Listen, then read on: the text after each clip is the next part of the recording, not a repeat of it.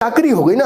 और इसे अगर कोई विश्लेषक या अगर कोई पत्रकार जस्टिफाई करेगा तो मुझे लगता है कि जैसे आज तक वो मूर्खता करता आया है विश्लेषण में, वो एक और मूर्खता करेगा। जनता बेवकूफ नहीं है, जनता समझ रही है कि हो क्या रहा है।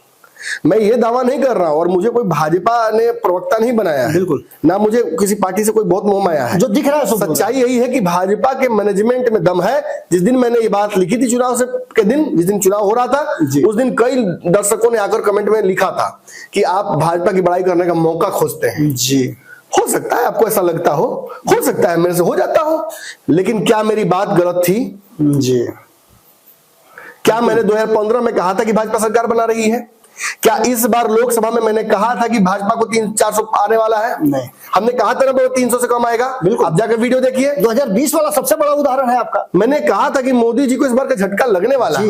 हमें चुनाव के वक्त से बहुत पहले उम्मीद थी कि राम लहर आएगा, नहीं आया।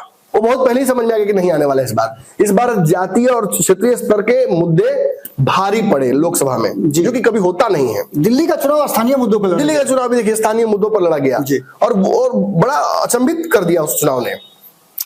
चूंकि पैटर्न्स बदल रहे हैं, रणनीतियां बदल रही हैं और लोगों का मिजाज बदल रहा है। देखिए इस दिल्ली के चुनाव ने दो बातें बहुत स्पष्ट कर दी हैं। दिल्ली और महाराष्ट्र का चुनाव, ये तय है कि बिहार में तेजस्वी यादव का केजरीवाल वाला हर्ष होगा। यही बात मैं सवाल पूछ भी रहा था कि दिल्ली का तय हो गया है कि तेजस्वी यादव को केजरीवाल वाले मोल्ड में, सांचे में डाल देगी भाजपा जबरदस्ती।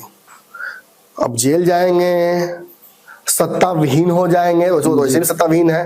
भाजपा तो पहले केजरीवाल मॉडल लागू कर दिया था तेजस्वी पे, जब नीतीश को अपने पाले में किया उसी समय केजरीवाल बन गए थे तेजस्वी।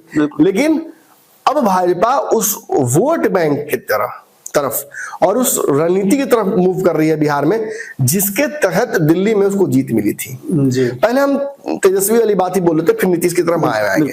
क्योंकि नीतीश कुमार का हाल शिंदे वाला होगा, ये लगभग अब उसमें कुछ बहुत बचा नहीं है। अगर भाजपा और या जदयू के वो लोग जो बैठ कर सोच रहे होंगे कि अच्छा तो देखते हैं, नीतीश को आप अभी समझे नहीं है नमन जी, ठीक है मैं मानता हूं।